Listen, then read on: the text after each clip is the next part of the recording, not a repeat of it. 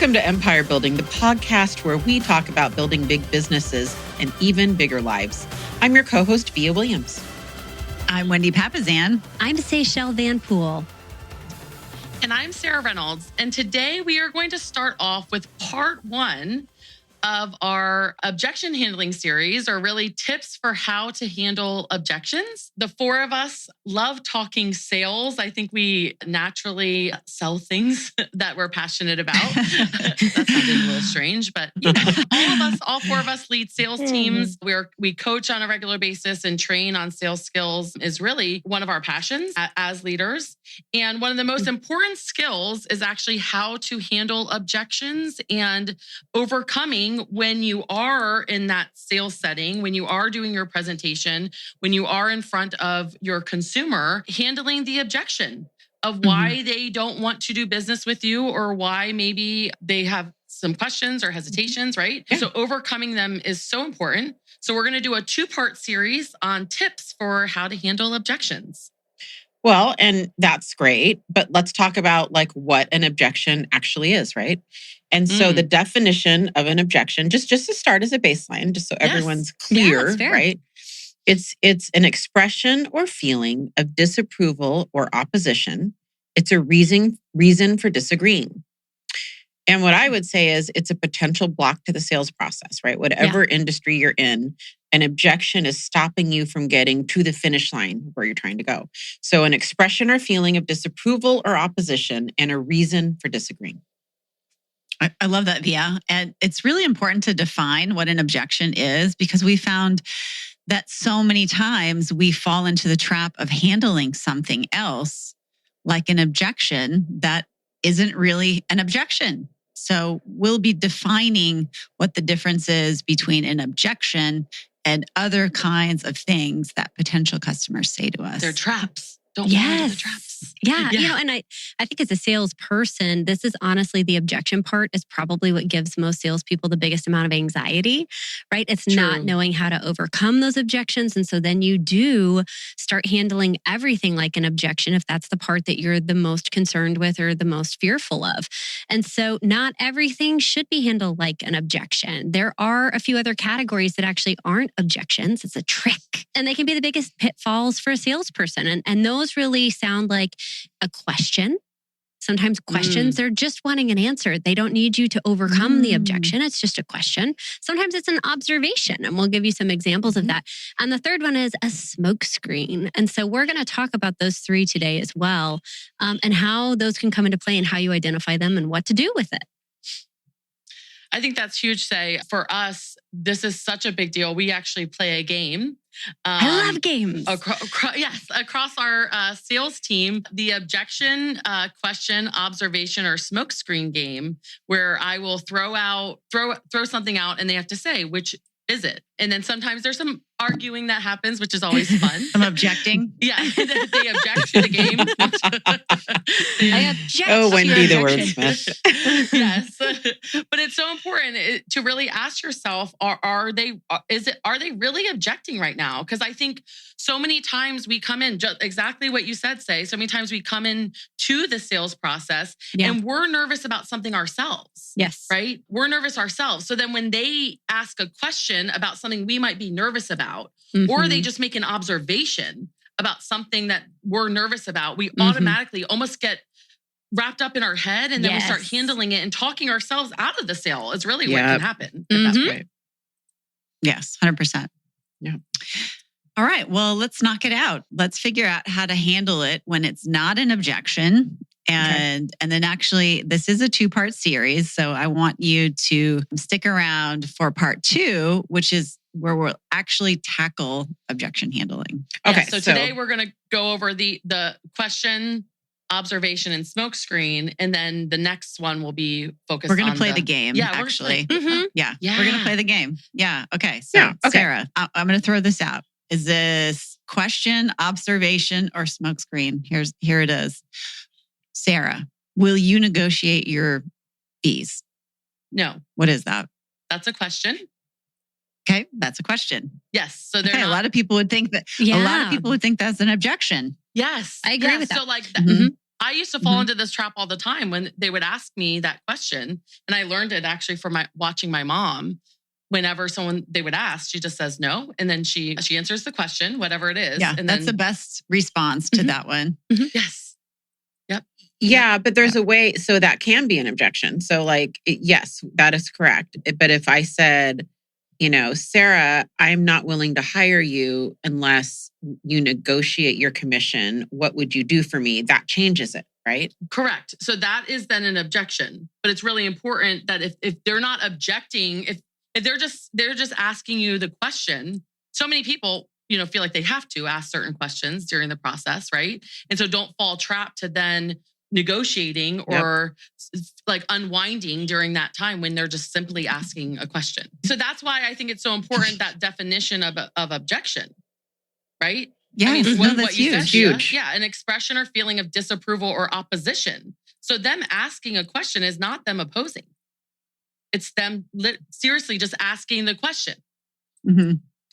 Because so many... I always feel like sometimes sellers have a little list in their mind. Yeah. Of I need to talk about this. I need to check and see this. And then maybe I could ask about commission. Maybe I could do that. And it's just a bunch of questions that they're asking. But because what Sarah said is we're telling a story in our mind about what we expect them to say, or we think we need to charge say too much, or whatever that looks like, then we respond in the wrong way. When really, when somebody says, hey, will you negotiate your fees? We just say, no. So many people are sitting here thinking, oh my gosh, how many times have I negotiated my fees lower when I didn't need to? So this is good. Love it. I think so. The big thing, so when someone asks a question, and so they're not objecting, they're just asking you a question, what you do is you answer it and you move on. So answer the question and move on. Do not go down the rabbit trail. Don't say, well, why do you ask? Or just answer it. Whatever their question is, just answer it. Well, and I know the more words you use when handling an objection or a question, the worse it's going to be. Yes. So the brevity of your response is probably going to determine your success rate. He who says the least words wins. Yeah. Okay. I got another one. Okay. We're playing our game here. Okay. So here's our next thing. You have to guess whether it's a question, an observation, or a smokescreen. All right. So here's the next one. Oh, you charge more than other companies I've been working with. Yes. We're the best. I'm going to say that's an observation. Ding, ding, ding, ding, ding. Point for you are say. correct. Yes. You're observing. So but what not, you do there. Yeah, they're not you didn't object to me. You didn't tell me I'm not willing to pay more than what other companies are charging. You just observed that, right? Yeah. So a lot of people talk in observations. So they speak in so they'll just. So a big one that used to happen on our team a lot is we're very branded in our market. So when another listing agent would show up on my team, the seller would say, "Oh, I thought Debbie or Sarah was coming." Right. And my team members took that as a negative, that they didn't like them, right? They took it as an objection. They did, and then they would, why are they would say, here? I'm so sorry, they can't be here." They would start apologizing, And it's and I was they're just observing. They're just saying, "Oh, this is what I thought." They're not saying they're upset you're there. They're just observing, saying what their observation is. And so it's been a big, if you follow people and how a lot of people think out loud. And so when they observe something, they will say it. And then a lot of times as salespeople, we start unwinding again and handling it like an objection when it's not one. So what's your response to that, Sarah, when they do that? They say, I thought Debbie observation. I thought Debbie and Sarah were coming.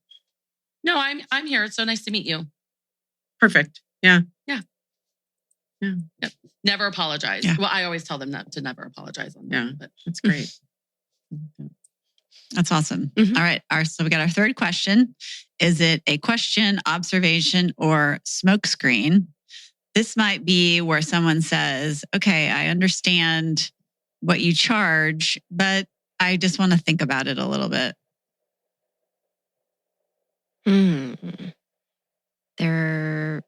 You're not observing. Nope. Are we guessing right now? Because it's a smoke screen. Well, there's only one left. Like, are we like, it's a smoke screen? I was working you through the thought process. Oh, okay. I was like, what are we actually doing? Our listeners are like, this is a trick question.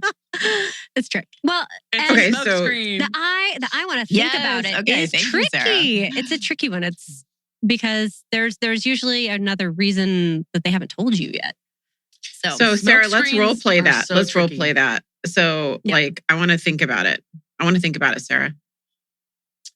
You know, I totally understand that. And I want to value your time. And we're sitting here today and I'm here and you've blocked out this time. And I understand you want to think things through. And honestly, I like to think things through as well. I process things. I would love to think it through together and help you process it together. So is there something that I have not answered tonight that I could help you come to the conclusion that we're the best team to sell your home? I don't know yet. I have a couple more appointments and I think there's this side of me that just wants to see, this isn't my field. I'm a doctor. I don't know real estate and you're the only team I've met with. So it seems great. But I think there's this side of me that thinks I need to meet with other people. Okay. So I'm going to pause. So she turned it into now an objection. Right. She admitted to you what it was. Yes. No, is that normal, Sarah? Is that typical, do you think? Okay. You will sometimes, get there by asking questions, but normally the think about it is they're interviewing in real estate and probably other business, probably doctors' applies to offices too. Car sales, Yeah. Anytime someone's saying they're thinking about it, they're shopping around. Yeah. So in your experience, how would that role play have gone? Like, what would you have asked and what would I have said? No, you wouldn't have given the information that you were interviewing other agents right away. Mm-hmm. You would have typically what would happen is after I think about it, and then I give the response I gave, like, let's think about it together. Typically they're going to say something. No, you answered everything. You answered everything that I needed to hear. And I just really need to think about it. Mm-hmm. So what I would then ask more questions. And then I would directly ask them, can I ask you, are you interviewing other agents? Mm-hmm. Mm-hmm. And so when they show a smoke screen, what you want to do with smoke screen is get to the why behind what they're saying to get them to actually tell you the truth. Mm-hmm. Sometimes that takes 3, 4, 5 different questions to even get them to the point of being able to actually tell you the truth, because you can't then handle it, right? Mm-hmm. Until they say that. So the smoke screen will lead to an objection typically, but what you don't want to do is start automatically handling it without first finding out what it is. What is the actual objection in that moment? Mm-hmm. We just did that in the car buying process this fall, where when we talked to dealers, I would say, based on our conversation, I think I'm just going to keep our car and we'll look at selling it down the road. But really, it was their pricing was off. Oh no, we absolutely bought a car less than a month ago. But it was that they were either there wasn't the chemistry there and I felt like they were being a sleazy salesperson, or the fees weren't right, or they were trying to throw in all this junk fee stuff, or I mean, there was absolutely a reason why we were not purchasing with them. It just, to get out of the conversation quicker, it was we're just going to keep it and move on. Mm-hmm. Yep. The number one thing humans do is run from conflict. Mm-hmm. So if they feel that it is a potential conflict, which is telling you something that you don't want to hear, they just won't tell you. So they'll lie. They'll try to preserve your feelings. Lying, which is a smokescreen. Yes, they'll try to preserve your feelings. That's just normal human behavior, is to try to prevent. I mean, that's why we found out I didn't truly know how to coach my people until I started talking to sellers directly on what they really thought of the appointment. So I used to do conversion calls. And so if one of my agents came back and didn't get the listing, and I know we're talking a lot about real estate right now, but this applies across the board to all sales industries. But if they came back and didn't get the listing, I would call the seller and find out why.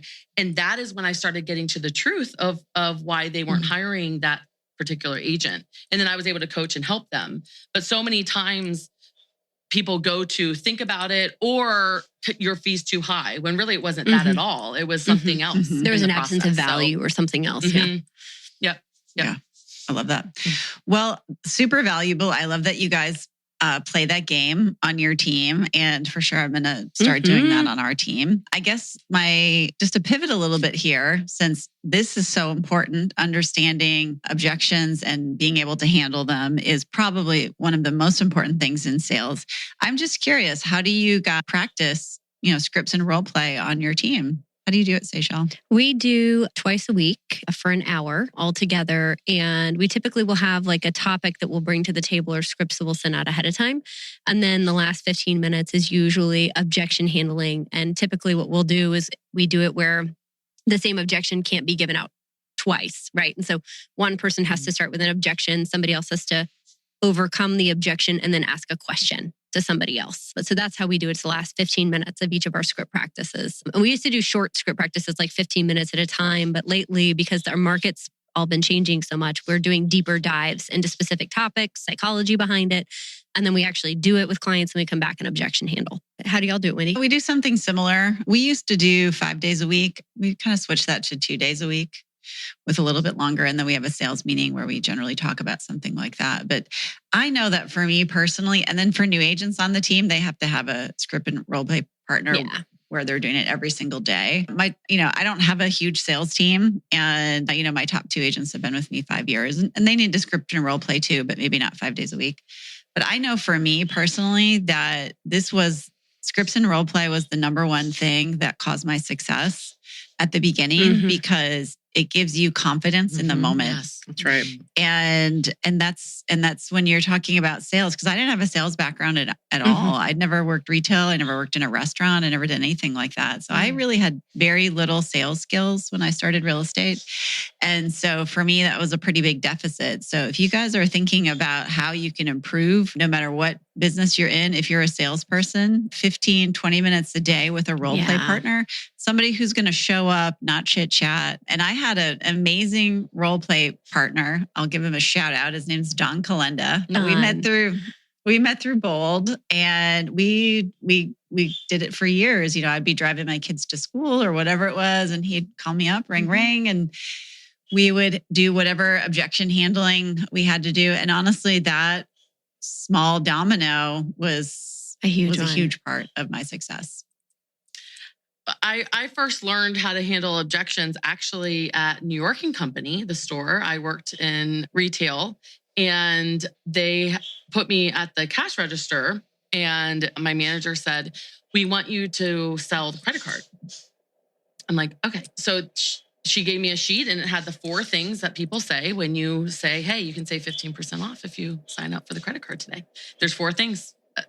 It's never different than the 4. Although someone did stump me recently and gave me like a 5th. And I was like, oh, that wasn't on the chart. But they had one simple, and so I read it and I memorized the handlers. They also had it on the back of before you go out onto the floor, like from the break room, they had it on the back on the poster board, the 4 most common objections, and then the script right beside it. And so I would read that every day. And then I, of course, would win every day on who got the most people to open up credit cards. So there's people in debt right now, probably from my bad things. From your competitiveness. That's okay. Yeah. You've done a lot of good in the world since then. You didn't know. So I think what's interesting about this and what's been my theory for a long time, and I fall into the category of I am a natural born salesperson. And so my trap I fall into is I often don't know what I do. And so it's hard for me to I'm like, oh, I do this naturally. It would have been hard. I don't know that I could have written this, Sarah. Right.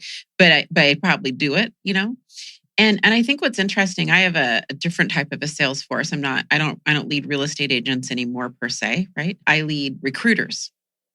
And I think what's interesting and what I tell them a lot is that the reason a prospect will succumb to your conversion, so to speak, you can close them. You think it's because of your powers of influence. Often it's yours to lose. Often they like you already. They want you to win and they see you working hard at a script or an objection handler. You can't presume to know why they're going to say yes. And it doesn't have to be the best script. It doesn't have to be delivered in the best way possible. If someone sees you're trying, you're diligent, Sarah, as a 16, 17, 18-year-old that you were memorizing scripts for objection handlers, so many moms were just signing up for you, bless your heart. It didn't matter if your powers of influence back then in high school or whenever you worked there were right. We're like the best in the store. And so we just have to follow the scripts and trust the systems that we're adhering to, I think, and practice them the best we can. Yeah, this is so true. And that's why sales can be so powerful is you don't need to be the smartest person in the room. You don't need to be the most hardworking person in the room. You don't need to be any person in the room. But if you do a few things, which is like mastering scripts and dialogue and waking up every day and looking for prospects, we all know people like this who they're maybe not even natural salespeople, or they're weird, or they're awkward, or whatever. But because they do these two things, they've mastered objection handling, and they get up and they prospect and look for business every day. They have success beyond their wildest dreams. And so, for all of you that are salespeople listening, that's really it. Yeah. The key. Yep. And I mean, to plug, which goes right along with what a lot of what we're talking about is our follow-up episode where we talked about the importance of follow-up. And we talked on there about how it's not follow-up is not a smart thing. It's just as long as you consistently are following up with your prospects, typically that will lead to you helping and serving more people. So true. And what we're hearing both in what Wendy said and from our follow-up episode is putting a simple system in place in order to make that happen is so powerful, and trusting the process and doing it consistently every single day. And if you can do that consistently with practicing your scripts, getting out there looking for prospects, and consistently following up, everything else will become easier or unnecessary. Yeah, I love that say. And I think it's so important to make it as simple as possible. Every sales industry has the same common objections that will come up. Yeah, come up with making sure that you know how to handle each of those common ones. I think that's what New York & Company did really well with me, is they didn't overcomplicate it. They did not overcomplicate it. And so that's what we try to do within our organization as well. But just be very careful as we wrap up this so powerful episode on how you serve more people, how you build an empire is by overcoming objections, but do not fall into the trap of handling questions, observations, or smokescreen an objection, because you literally will talk yourself out of helping them. That's what ends up happening. Right. So the first thing you need to ask yourself is this a question? Or are they just observing? Or is there something more that I need to dig in deeper to find out what the real issue is here? And that's the smoke screen. So thank you guys for joining us. And make sure to listen to our next episode where we will dive in deeper on how to handle objections. And just remember, as always, get out there, build a big empire, but do not forget to build an even bigger life. Bye, guys. Bye, guys.